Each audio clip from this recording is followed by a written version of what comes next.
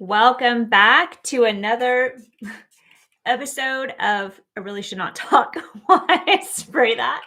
Franceska Unfiltered. I am here and I am so ready to talk about today's topic. It is why you don't trust yourself with money and it's costing you everything. And even though it is morning for some of y'all, it is literally like 5:30 in my day. And I'm going to share this with you because I think it's so easy to think other people have it figured out, to think other people are motivated, to think that somehow, if we had XYZ, then we could do the same thing. And I just want to say I've had a very full day. I'm tired. I gave myself every reason as to why, oh, this isn't important. Nobody's going to notice. And I was like, no, I actually really want to do this. I want to come on. I want to talk about this. I made a commitment to myself. I am a full believer in honoring your commitments, especially when things are new. There's a reason why it takes 21 days to form a habit. And going live every single day across 2 platforms in 2 businesses, after a while, it feels like a lot, like you're stretching a muscle. And I've had to bribe myself, not because I don't want to do this, but because I'm not doing this for some sort of validation. Like I'm not doing it to make more content. I'm not doing it to make more money. I'm not doing it to make more clients. Like I genuinely just wanted a place to go and talk about the things that take space in my brain every day and that I do the work on myself and with my clients. And I want it to feel fun. So there's some really special prizes for myself in here when I complete certain milestones. And I'm telling you, it really helps. So if there's anything that you want to be doing, but you always find yourself like putting it off or thinking, oh, nobody cares, nobody's going to notice, blah, blah, blah. Give yourself some rewards because then that's actually what you start working for. And everything else is just a byproduct of it. So here we are. I just thought it would be completely transparent. And part of me was like, oh, maybe I won't really like talk about that part. But the whole point is unfiltered. So I want to keep this as real as possible. So something that has kept coming up in my world a lot lately is watching entrepreneurs, the female and male entrepreneurs, leaders, coming up with these stories around money, why they can or can't do something, why things are happening or not happening. And so today I was like, let's talk about it because a lot of this is, again, shocking, unresolved childhood trauma. So that's why I want to talk about why you still don't trust yourself with money and it's costing you everything. And I'm not going to talk about mindset. I'm not going to do like any woo-woo stuff. We're just literally going to go there. So this is going to apply to you if you have ever caught yourself undercharging for something, over delivering, feeling that need to like over deliver, staying super small, like not allowing yourself to be seen, even though you know you have something incredible to share with the world or you have a new way of doing things. You just kind of think, oh, like I started this, no one's going to care, no one's going to pay attention. Who am I? I'll do it later. I'll do it when I have time, etc. Or you're clinging to like this safe option in business. So let's say that you have proof of concept or like a job and you're like, I'm comfortable, I'm safe, like I got this. And you want more, but you don't actually let yourself go for more. So what I'm going to talk about today is not a strategy problem. It's not a confidence problem. It is about self-trust and it is about safety. And I'm going to talk about like where that comes from. And I want to walk you through why this is happening and how it's costing you everything and how to finally reclaim your power. So let's begin, shall we? Now, the first way to tackle this is understanding why you don't feel safe with money. And most people don't avoid, money because they're irresponsible. In fact, majority of women, even though we've been painted this picture, like don't have too many lattes, don't have too many trips to Target, don't do too much online shopping, we're actually more responsible with money despite what society has really ingrained in us since we were little. But what happens is, especially for women, we avoid money because our nervous system simply does not trust it. So I'm going to give you an example. I had a client a couple years ago, and this client, insanely talented. And this is why I started working with this person after like a series of events that I'm going to tell you. So insanely talented, constantly getting into rooms with people that you would never even imagine and getting opportunities to showcase their skill set, their talent that really helped other people in their businesses like move them forward. Like they were gold. And this client, this person, just never really negotiated their price, would just kind of take whatever was offered and assumed like that's, I should just be grateful. I should just be grateful that they want to pay me in the first place. And this person also never would ask for a contract, would never have any kind of, commitment, because they had this deep fear that if I ask for a contract, if I ask for too much, that then they'll just go somewhere else. They'll go somewhere else where it's cheaper. They'll go somewhere else where it's easier. Now, I have a free masterclass. I need to make sure that I put that in the notes below, called Illuminated Self. And it talks about the different types of energies that we carry.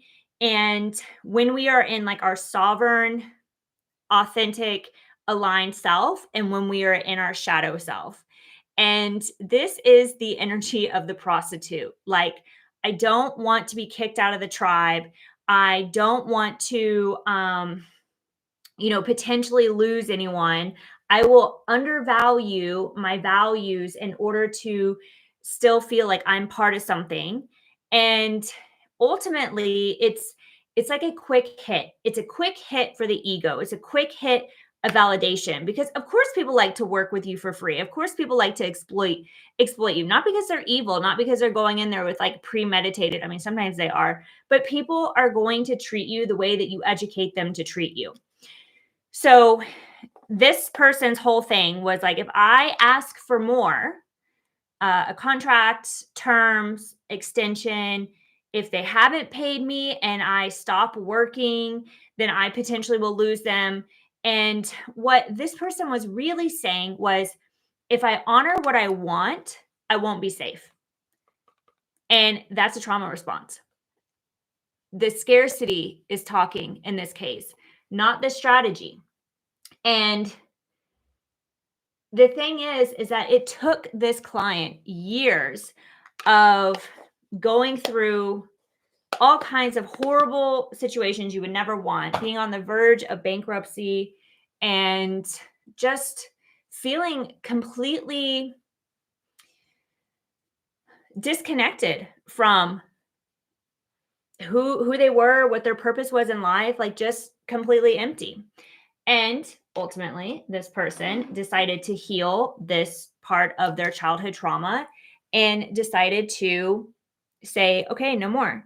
When I am approached to work with someone, I'm going to let them know that there is a contract that needs to be signed and there's a payment that needs to be made, and it's going to be set up via ACH. So it's like a direct withdrawal, because I don't trust myself. The month that they say, oh, we'll pay you, and then it gets dragged out. Like, I'm not a bank. I'm not an accountant. I'm not an EA. Like, I'm here to actually do my job. I'm going to have it auto deducted from their account because I am worthy. I am worthy of being paid for my skills and my talents. And never again will I work without a contract. Will I work without being paid? So this person's nervous system, of course, in the beginning, didn't know what to do with that. It felt super foreign, because this person was really taught that like people like them, like where they come from, they can't ask for too much. And this is really ingrained in us, especially within our families, our family units, what our parents believe to be true. Like by the time we're 7, we have had that so ingrained with us, even just as like being infants and toddlers and being aware of what's happening around us. We're constantly like soaking in all of that information. It is pretty much solidified. The scary thing is that we don't have the adult brain to be able to filter through some of this nonsense going, does not make sense for me. Like, I do not agree with this. This does not support me where I want to go. We just take it on as a fact. Like, people, who am I to ask for a contract? Who am I to ask for a raise? What if they say no and I lose this? I lose this forever. That's not a risk I want to take. Like, I don't feel safe. I think it's just better to prove that I'm worthy to be in the room, and I will take the scraps. And this is a childhood trauma response. And it will feel like a threat. Like, the moment that you start initiating adult behavior, aka, no, I'm running a business and I need to be the CEO of my business. And businesses have contracts, because when things don't go according to plan, which is almost all the time, because that's life, what do we do in those moments? How do we act? And they're important to have. It also shows like a level of professionalism. It shows a level of self-respect. In the moment that you aren't requesting what you believe reflects the value you bring to the table, it does send information to people saying, I can treat this person differently. This person doesn't actually believe in themselves. I could probably take advantage of this person. Again, not in like a malicious, evil way. I'm not saying that it's that black and white, but from a just survival of the fittest mentality, it does happen. So the thing is that it will feel foreign when you start implementing like better for yourself, when you start healing this part of you. It will feel foreign. It will feel like a threat until you rewire what safety actually means, because safety doesn't mean overperformance. Safety doesn't mean being the person that gives the most. Safety does not mean being chosen because you're perfect. Safety is creating safety within your world based on your values, because you value your values. So what I want you to know is that it's not about having more courage to do this. It's about realizing all the areas that you're feeling like you're struggling in, you're not getting the results in. It's probably a safety issue. There's probably some coping mechanism in there that you've been doing since childhood that has gotten you results. I mean, obviously you're still surviving and obviously you're still here, but it's not going to help you get to that next level, which is, breaking the income ceiling, being able to scale in your business, or quit your job and start your thing, or ask for a raise in your job.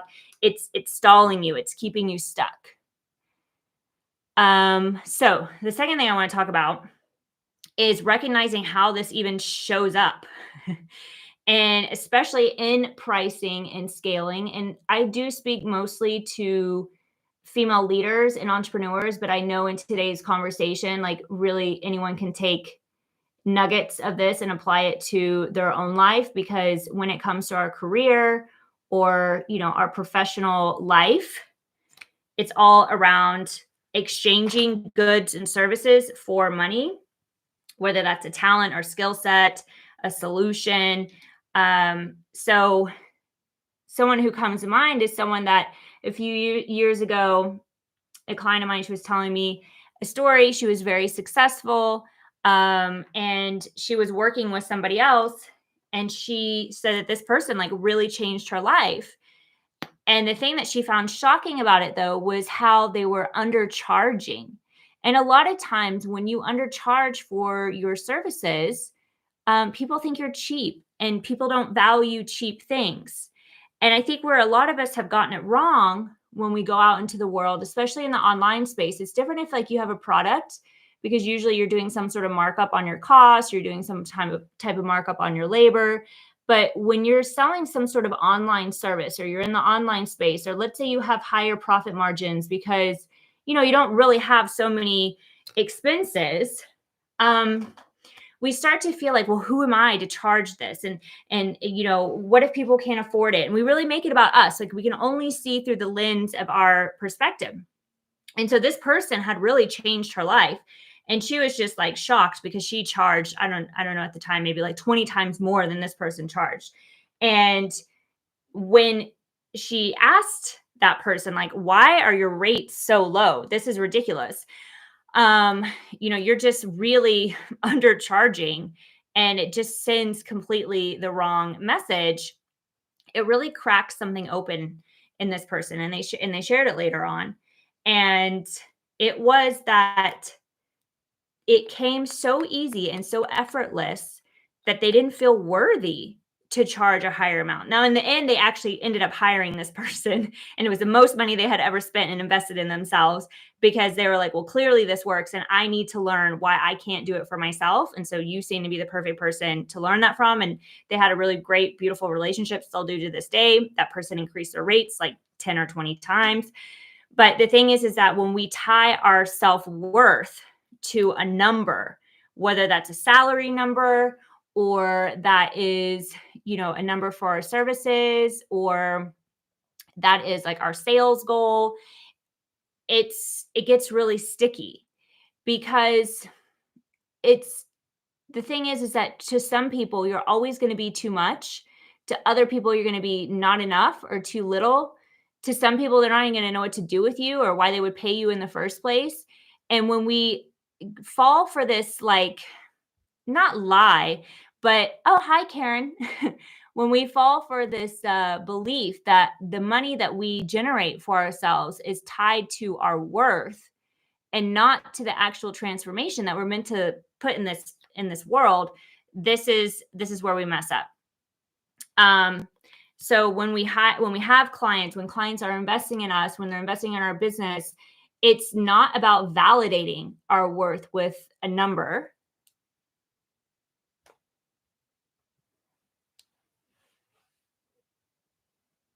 It is about truly paying attention to the change that you are meant to bring in other people's lives. So, why are we undercharging? That's what I have to ask you. Why are we undercharging? Because what happens is we think it's going to bring us peace. We think it's going to bring us more opportunities. We think that we're going to be chosen more, aka we're going to be validated in our risk of putting ourselves out there and being who we're being, which already takes so much courage in the first place. But what it actually does is it buries your brilliance, and it's not sustainable. You won't be around for very long, because to make impact in the world, you have to have resources. And especially if you've come from a low economic childhood, it was always painted this picture that people that struggled for money were somehow better people than rich people, because rich people were bad, right? Rich people had all the resources. Rich people only got rich off the backs of poor, blah, blah, blah. Like, we've all heard the phrases. But bottom line is that if you want to make any change in the world, it comes with resources. I was just talking to a friend yesterday about this. I've decided to invest in a woman's education in Kenya. She's part of the Maasai tribe, which, hello, Catalina. She's part of the Maasai tribe in Kenya. And, there's not a lot of hope for the women in that tribe. They have their own culture. So I'm not here to challenge that. But when it comes to education, it's non-existent. And most women, I don't know what the statistic is, but I want to say they live like till they're 30 or 40 years old. It's a challenge. And so I met this woman. She's like, I really want to go to school. Gosh, my internet here in Germany is so bad on my phone. I really want to go to school. And I said, well, let's make it happen. If you can commit to going to school, I can commit to keeping you in school. She is graduating in August. I'm so excited, after years of being in school. And she will be the ripple effect in her own community. And I could not do this if I didn't have resources. I could not do this if I didn't show up and do my job and help transform other people's lives in the process of it. So you deserve to be paid well. Your gifts and your talents, they're worthy of massive compensation. And it's not because you're worthy or this is going to make you more worthy. It's just because this is what moves people. This is what matters. Because when you honor your value, when you value your value, you know the impact that you're going to have on the clients that you work with. It gives you room for your gifts to breathe and for those right clients to come in and to finally receive them. And some of us are not meant to work with like every single person in this world, because if you think about all the people that we work with, they go out into their communities and they are the ripple effect. Just like, this woman that is in school right now, she will go back into her community and she will be the ripple effect in her community. So it's incredible. All right. So the last thing I want to talk about when it comes to this topic, and let me know if you're loving it, why you still don't trust yourself with money and it's costing you everything, is that once you understand why you don't feel safe with money, and once you understand how it shows up in your business, especially when it comes to pricing and scaling, it's like, well, what do I do about this? And this is the part where we have to rewire our nervous system and redefine our value to scale. So, what does that even mean? It means declaring living the life that you actually want to live. I was talking to someone about 6 months ago, and this person is brilliant. I know this person very, very well. We've done a lot of things together, and this person's at a crossroads in her life. Like, she's like, I know I have so much to bring to the table. I have proof, but ultimately what I heard is like, I'm just tired and I don't think it's going to work for me, and I want to beat disappointment to the finish line. And ultimately, I think the deepest layer to that is like, I feel guilty for wanting more. So, again, especially if you came from childhood trauma, really our whole nervous system that we have to remember is wired for survival. It's not wired for success. And so we fall into going back to those energies I was talking about earlier. Another energy is that child energy. So you have the child energy, which is the shadow self, which is like, I always say, like someone sitting in a playroom already not wanting to leave the playroom because the playroom is safe, the playroom is comfortable. It doesn't mean that they love what's happening in the playroom or they love what's going on in their life, but they're just like, I could just settle down. I could just have a small house. Like they use these words that are kind of like, that doesn't make sense. When you watch something, you're like, something's off, something feels off. I could live in a small house. I could settle down. At some point I could have some kids, even though like that could easily happen in the next like 10 years. So why are we suddenly cutting ourselves off now? And you can just feel the soul like dying in her body because it's really, the human is just panicking. The human is like, well, this didn't get to work for me, and let me quickly get somewhere else where I can be validated and maybe like a corporate job or a new title, or like where I could finally put myself in a box so I feel understood. And that is a really hard place to be because, you just tell yourself, again, childlike energy, this is such a red flag. The words, I should just be grateful. I should just be grateful is when you're in childlike energy versus the warrior that is like, um, the magician, which is like, I can make anything happen. I can walk out of this room and make magic. Like, I just need to decide what room I'm going to be in.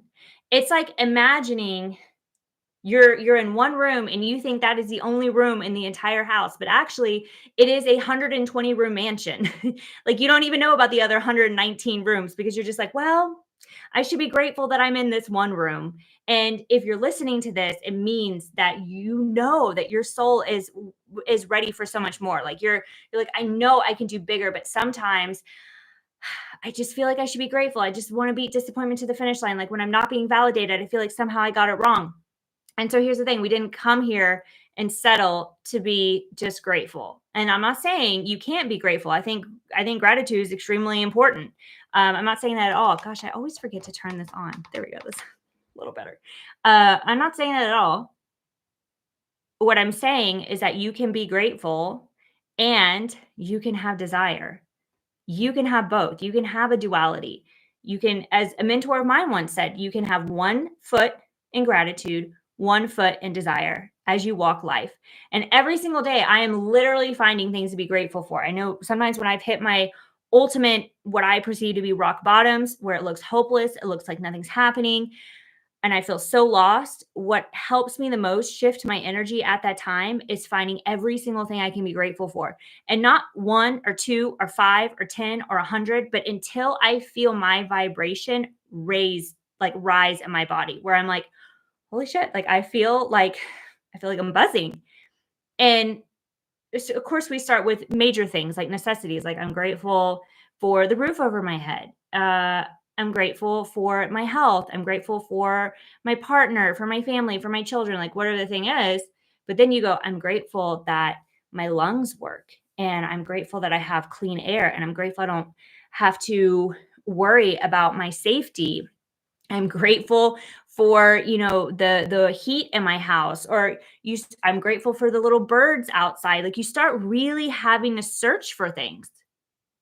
And this definitely helps you raise your vibration, but we don't have to just get stuck in gratitude and just say, well, I'm a good person and I'm grateful for what I have.